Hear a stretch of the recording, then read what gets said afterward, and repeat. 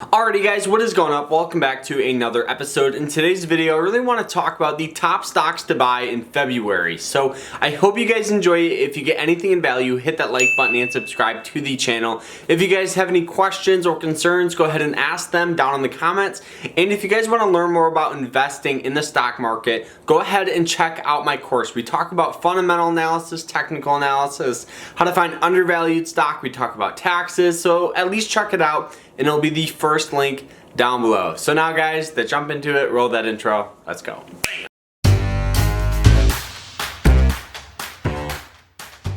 Alrighty guys, so the very first stock and ETF that I would recommend is the S&P 500, ticker symbol SPY for this month. You guys can see over the past couple of weeks, we did get some major sell-off. So classifying this new resistance here at $385. And the thing about it is almost every single time that this stock has hit or broke below this 200 moving average line, we eventually get buying pressure stepping in, whether it takes a week, whether it takes a couple of days, but it always happens. You guys can see it's hit it here, buying pressure, hits it here, buying pressure, falls below it, we did get that buying pressure step in, falls below it, buying pressure, and every time it's hit it, buying pressure, buying pressure. And now, recently, we did get that major sell-off, went from that resistance of now 385 all the way down to the price level of around 376. And I do think that is a perfect opportunity. Now it's classifying the bulls are back in. Buying pressure is stepping back into this ETF here. I still think that this is a perfect for the long term. And I think with this sell-off, that brings opportunity to invest not at the highs here. So I would recommend SPY. You get dividends. It's a perfect investment here. But now for all of you guys that are like, Carter, I want to be a trader. I want to be a swing trader. We have ticker symbol ALJJ. Look at this here, guys. It's up a little bit today, but I definitely think that this is a perfect one here. You guys can see the resistance here is around $1.38 because that is where we got that sell-off, okay? Very similar thing. It's above this 200 moving average line. Every time it hits it, buying pressure. So buying pressure, buying pressure, recent buying pressure. I definitely think we have a move from 120. So it did confirm that the buying pressure is stepping back in.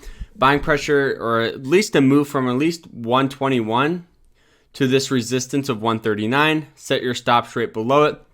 So you're pretty much risking, 10 cents or so to make, make 12 or 20 cents. I definitely think that this is a good one for this month here to at least keep on watch. You could even set your stops a little tighter here at like 115. I think that would be a perfect strategy for this one here. That is ticker symbol ALJJ.